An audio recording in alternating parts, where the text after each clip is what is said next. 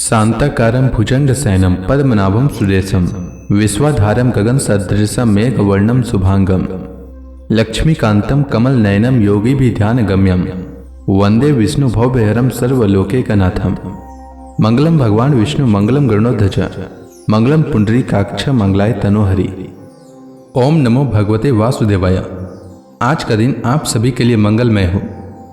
आइए सुनते हैं आश्विन मास कथा का 12वां अध्याय।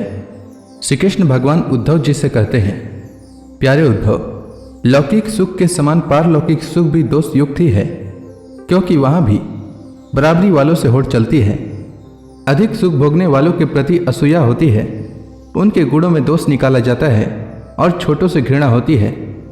प्रतिदिन पुण्य क्षीण होने के कारण वहाँ के सुख भी क्षय के निकट पहुँचते रहते हैं और एक दिन नष्ट हो जाते हैं।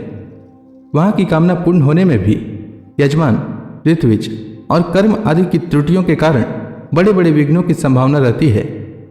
जैसे हरी भरी खेती भी अतिवृष्टि अनावृष्टि आदि के कारण नष्ट हो जाती है, वैसे ही स्वर्ग भी प्राप्त होते होते विघ्नों के कारण नहीं मिल पाता। यदि यज्ञ यज्ञादि धर्म बिना किसी विघ्न के पूरा हो जाए तो उसके द्वारा जो स्वर्गादि लोक मिलते हैं उनकी प्राप्ति का प्रकार मैं बतलाता हूँ, सुनो।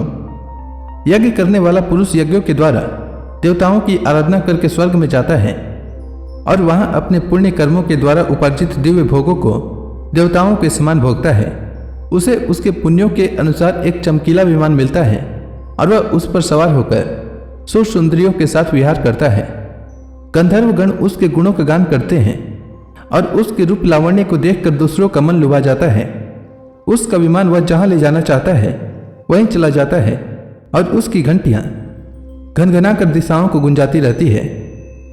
वह अप्सराओं के साथ नंदनवन आदि देवताओं की विहार स्थलियों में क्रीड़ाएं करते करते इतना बेसुध हो जाता है कि उसे इस बात का पता ही नहीं चलता कि अब मेरे पुण्य समाप्त हो जाएंगे और मैं यहाँ से ढकेल दिया जाऊंगा। जब तक उसके पुण्य शेष रहते हैं तब तक वह स्वर्ग में चैन की वंशी बजाता रहता है, परंतु पुण्य क्षीण होते ही इच्छा न रहने पर भी उसे नीचे गिरना पड़ता है, क्योंकि काल की चाल ही ऐसी है। यदि कोई मनुष्य दुष्टों की संगति में पड़कर अधर्म परायण हो जाए, अपनी इंद्रियों के वश में होकर मनमानी करने लगे, लोग वश दाने दाने में कृपणता करने लगे, लंपट हो जाए अथवा प्राणियों को सताने लगे और विधि विरुद्ध पशुओं की बलि देकर भूत और प्रेतों की उपासना में लग जाए, तब तो वह पशुओं से भी गया बीता हो जाता है और अवश्य ही नरक में जाता है।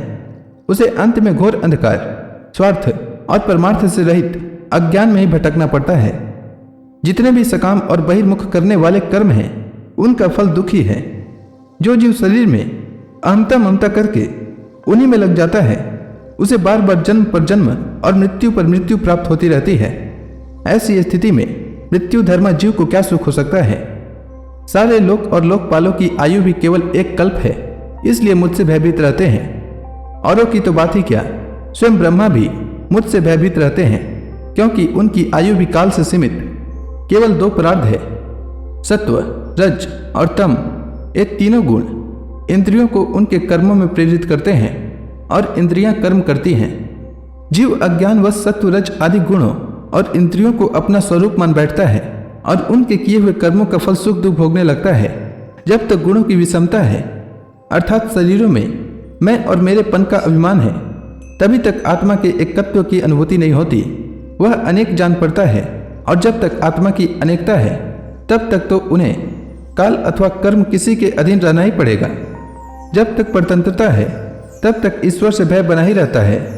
जो मैं और मेरेपन के भाव से ग्रस्त रहकर आत्मा की अनेकता, परतंत्रता आदि मानते हैं और वैराग्य न ग्रहण करके बहिर्मुख करने वाले कर्मों का ही सेवन करते रहते हैं, उन्हें शोक और मोह की प्राप्ति होती है। प्यारे उद्धव, जब माया के गुणों में शोभ होता है तब मुझ आत्मा को ही काल, जीव, वेद, लोक, स्वभाव और धर्म आदि अनेक नामों से निरूपण करने लगते हैं।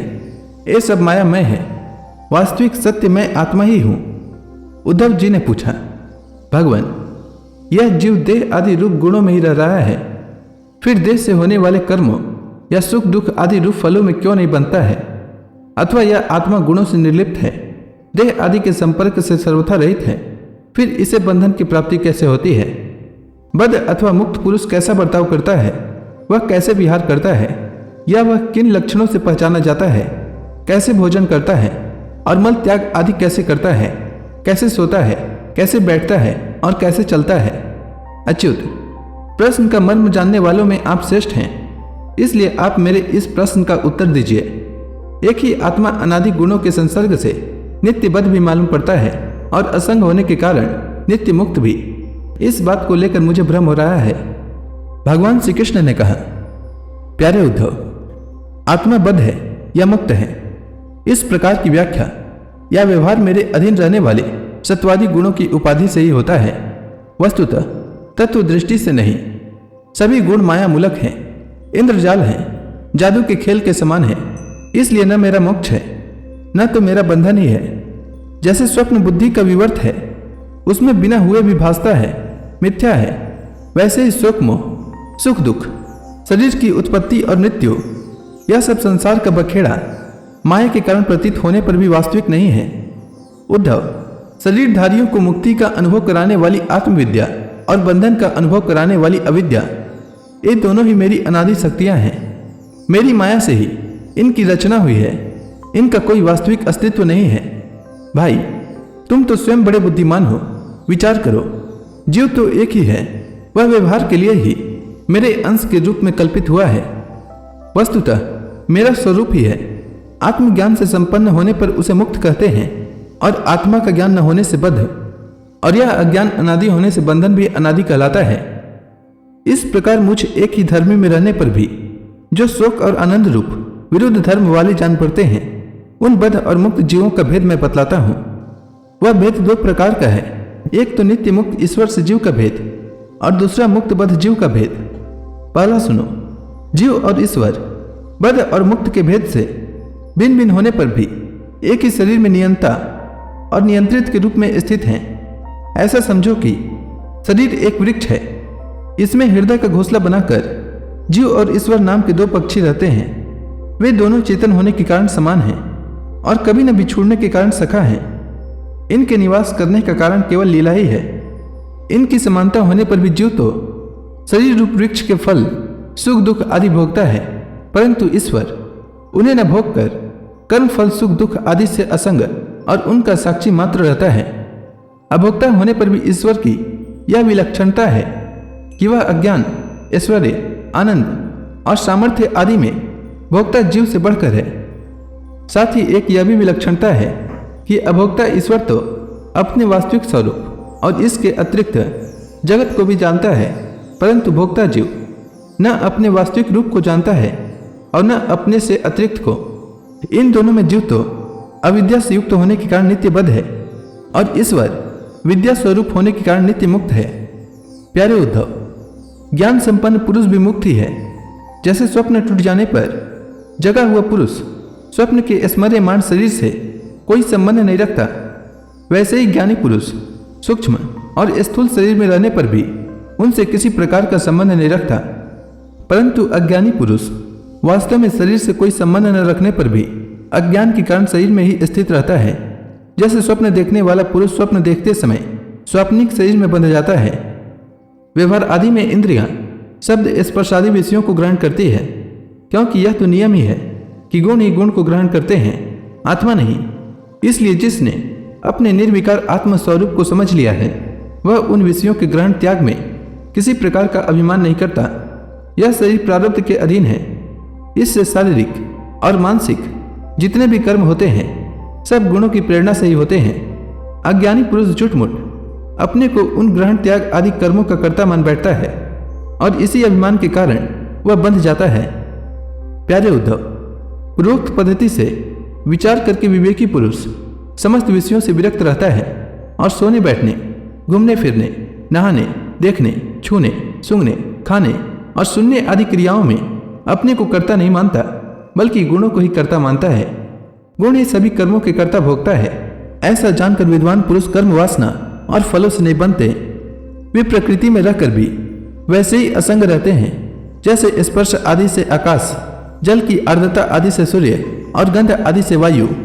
उनकी विमल बुद्धि की तलवार असंग भावना की शान से और भी तीखी हो जाती है और वे उससे अपने सारे संशय संदेहों को काट कूट कर फेंक देते हैं। जैसे कोई स्वप्न से जाग उठा हो, उसी प्रकार वे इस भेद बुद्धि के भ्रम से मुक्त हो जाते हैं।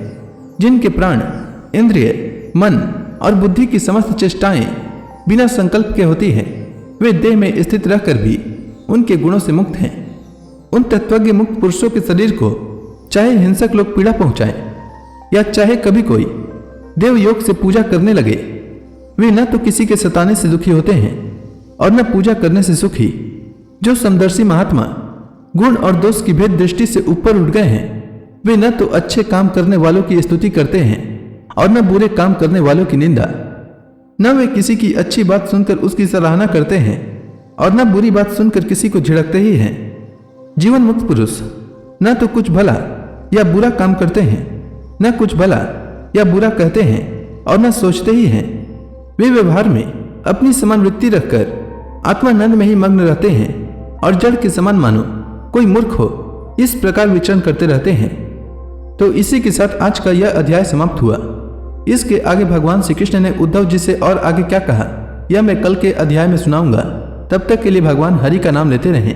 तो प्रेम से बोलिए भगवान विष्णु की जय, श्री कृष्ण भगवान की जय, समस्त देवी देवताओं की जय।